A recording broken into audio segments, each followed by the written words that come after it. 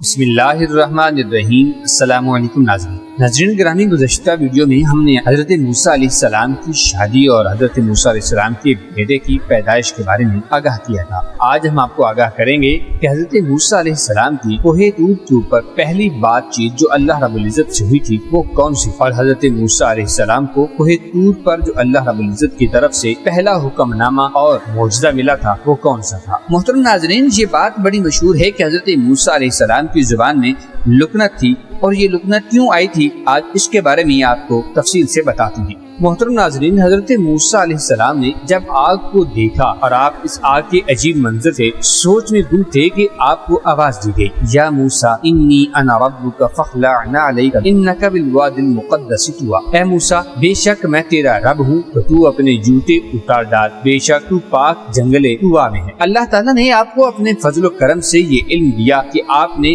آواز کو سن کر سمجھ لیا اور یقین کر لیا کہ یہ میرے رب کی آواز ہے، یہ آگ کا معجزہ ہے۔ رب تعالیٰ کی آواز کسی مکان سے نہیں آ رہی تھی، وہ مکان سے پاک ہے، اس کی آواز کی کیفیت کو بھی نہیں بیان کیا جا سکتا۔ موسیٰ علیہ السلام نے جب درخت سے آسمانوں کی طرف اٹھنے والے نور کو دیکھا اور اس میں فرشتوں کی تسبیحات کو سنا، اور آپ کو جب یہ آواز دی گئی تو آپ نے اپنی آنکھوں پر ہاتھ رکھ کر عرض کیا، لبیک، میں تیری خدمت میں حاضر ہوں، میں تیری آواز تو سن رہا ہوں، تجھے دیکھ نہیں رہا، تو کہاں ہے؟ تو رب تعالیٰ کی طرف سے آواز آتی ہے کہ بے شک میں تمہارے پاس ہوں، تمہارے سامنے، تمہارے پیچھے، تمہارا احاطہ کیے ہوئے ہوں، اور تم سے بھی تمہارے زیادہ قریب ہوں۔ آپ نے تمام وسوسات کو بالائے طاق رکھتے ہوئے عرض کیا، میں اللہ کی آواز کو اپنے اوپر، اپنے نیچے، پیچھے اور دائیں طرف سے اور بائیں طرف سے ایسے سن رہا ہوں جیسے سامنے سے سنتا ہوں، اور مجھے یقین ہو گیا ہے کہ یہ کلام مخلوق میں سے کسی کا بھی نہیں ہو سکتا۔ محترم ناظرین، جو اللہ تعالیٰ نے آپ کو جوتے اتارنے کے بارے میں حکم ارشاد فرمایا ہے، اس کے بارے میں کچھ توجیحات بیان کی گئی ہیں کہ اللہ رب العزت نے حکم ارشاد فرمایا کہ آپ اپنے جوتے اتار دو۔ ایک تو اس کا مشہور و معروف مطلب یہ ہے کہ آپ کی پاکیزہ جگہ آئے ہیں جہاں میری تجلیات کا ظہور ہو رہا ہے، اور میں تم سے ہم کلام ہوں، اس لیے ادب کا تقاضا یہ ہے کہ تم اپنے جوتے اتار دو۔ ایک اور وجہ جوتے اتارنے کی یہ بھی بیان کی جاتی ہے کہ آپ کو جوتے اتارنے کا حکم اس لیے دیا گیا تھا کہ آپ کے قدموں کو اس سرزمین کی برکت حاصل ہو جائے، اور مطلب یہ بھی ہو سکتا ہے کہ دنیا اور آخرت کو چھوڑ دو، گویا کہ آپ کو حکم دیا گیا ہے کہ آپ کا دل اللہ کے سوا کسی کی طرف توجہ نہ کرے، بلکہ کلی طور پر تم اللہ کی معرفت میں اپنے دل کو مستغرق کر دو۔ محترم ناظرین، اللہ تعالیٰ نے حضرت موسیٰ علیہ السلام کو جو پہلا ارشاد فرمایا اس کا ذکر قرآن مجید کے پارہ نمبر 16 میں اس طرح ارشاد فرمایا ہے، اور میں نے تجھے پسند کیا، اب کان لگا کر سن جو تجھے وحی ہوتی ہے، بے شک میں ہی ہوں اللہ، کہ میرے سوا کوئی معبود نہیں، تو میری بندگی کر اور میری یاد کے لیے نماز قائم رکھ، بے شک قیامت آنے والی ہے۔ رب تعالیٰ نے فرمایا، اے موسیٰ میں اپنی رسالت و نبوت کے لیے تمہیں تمام لوگوں اور تمہاری قوم سے چن لیا ہے، اس لیے اب میں تمہیں وحی کرنے لگا ہوں، تم کامل توجہ سے سننا۔ رب تعالیٰ کے اس حکم کو سنتے ہی حضرت موسیٰ علیہ السلام ایک پتھر پر کھڑے ہو گئے اور ایک پتھر سے سہارا لگا لیا، اپنے دائیں ہاتھ کو دوسرے ہاتھ پر رکھا،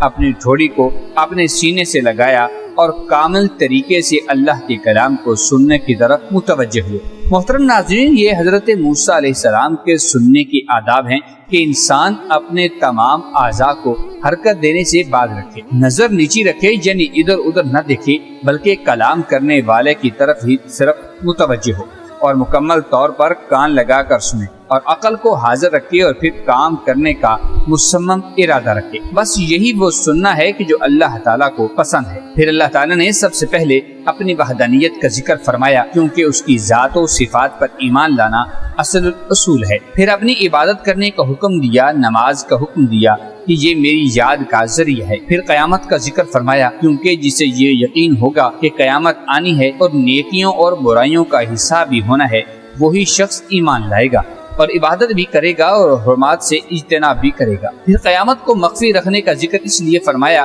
کہ اگر وقت بتا دیا جاتا تو لوگ کہتے ابھی قیامت دور ہے۔ جب اللہ تعالیٰ کے پاس موسیٰ علیہ السلام گئے اللہ کے بلانے پر، تو موسیٰ علیہ السلام کے ہاتھ میں جو عصا تھا، اللہ تعالیٰ نے اس کا ذکر بھی قرآن مجید کے پارہ نمبر 16 میں اس طرح ارشاد فرمایا کہ مالک پوچھتا ہے اے موسیٰ یہ تیرے دائیں ہاتھ میں کیا ہے؟ عرض کی یہ میرا عصا ہے، میں اس پر سہارا لگاتا ہوں اور اس سے اپنی بکریوں کے لیے پتے جھاڑتا ہوں، اور میرے اس میں اور بہت سارے کام ہیں۔ تو اللہ تبارک و تعالیٰ نے ارشاد فرمایا اسے نیچے ڈال دے۔ تو موسیٰ علیہ السلام نے اس عصا کو نیچے ڈال دیا تو جبھی دوڑتا ہوا سانپ ہو گیا۔ فرمایا اسے اٹھا لے اور ڈر نہیں، اب ہم اسے پھر پہلی کی طرح کر دیتے ہیں، اور اپنے ہاتھ اپنے بازو سے ملا خوب سفید نکلے گا بغیر کسی مرض کے۔ ایک اور نشانی کہ ہم تمہیں بڑی بڑی نشانیاں دکھائیں۔ محترم ناظرین، یہ سارے معجزات دینے کے بعد اللہ تبارک و تعالی نے موسیٰ علیہ السلام سے فرمایا اذهب الى فرعون انه طغى، یعنی فرعون کے پاس جاؤ، وہ سرکش بن گیا ہے۔ رب تعالیٰ نے جب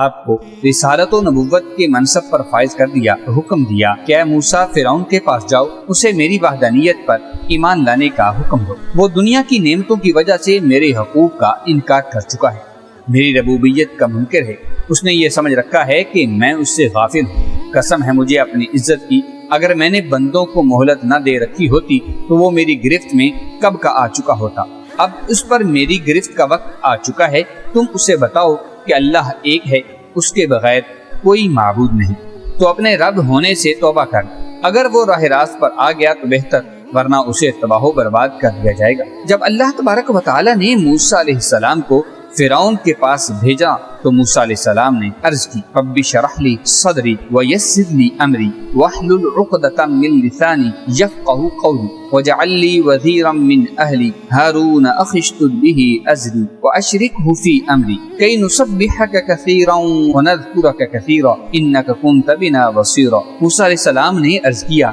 اے میرے رب، میرے لیے میرا سینہ کھول دے اور میرے لیے میرا کام آسان کر دے، میری زبان کی گرہ بھی کھول دے کہ وہ میری بات سمجھیں، اور میرے لیے میرے گھر والوں سے ایک وزیر بنا دے اور وہ بھی میرا بھائی ہارون ہو۔ اس سے میری کمر کو مضبوط کر اور اسے میرے کام میں شریک کر کہ ہم کثرت سے تیری پاکی بیان کریں اور کثرت سے تیرا ذکر کریں، بے شک تو ہمیں دیکھ رہا ہے۔ رب نے فرمایا اے موسیٰ تیری مانگ تجھے عطا کر دی گئی ہے۔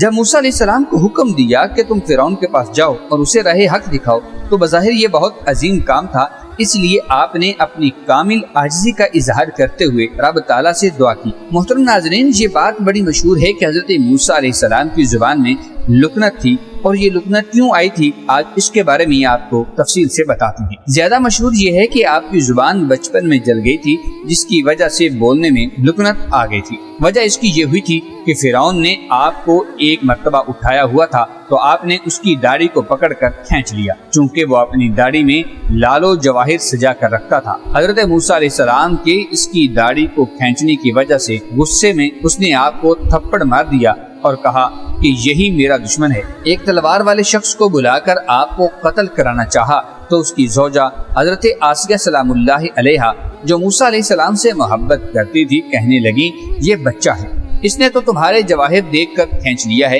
اسے ابھی یاقوت اور آگ کے انگاروں میں تمیز کرنے کی صلاحیت بھی حاصل نہیں ہے۔ فرعون نے کہا ٹھیک ہے، دیکھتے ہیں یہ سمجھدار ہے یا کہ نہیں۔ دہتی ہوئی آگ کے انگارے اور یاقوت آپ کے سامنے رکھ دیے گئے۔ آپ نے اپنا ہاتھ یاقوت کی طرف بڑھانا ہی چاہا تھا کہ جبرائیل نے آپ کے ہاتھ کو آگ کے انگاروں کی طرف بڑھا دیا۔ جب آپ کو آگ گرم لگی تو آپ نے وہ چنگاری منہ میں ڈال لی، جس کی وجہ سے آپ کی زبان کچھ جل گئی تھی اور لکنت پیدا ہو گئی تھی۔